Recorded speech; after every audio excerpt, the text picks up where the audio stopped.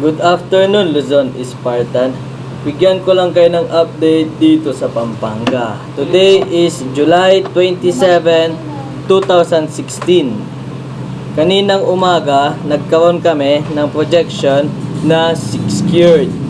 And ngayong hapon, nagkaroon ho kami ng actual na secured 3 partial payment, 2 performing loan, and amounting of 149,393.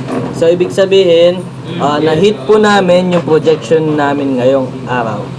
Dako naman ho tayo sa trivia for today. Alam nyo ba na 4 times na mas masustansya ang gatas ng ipis kaysa sa gatas ng baka o kalabaw? Ayon sa isang grupo ng mga mananaliksik, ang gatas na proteinang kristal or milk protein crystal ay nanggagaling sa isang uri ng ipis na tinatawag na Diploptera punctata. Okay. Ang tanong ng mga mananaliksik, kaya mo bang inumin ang gatas ng ipis?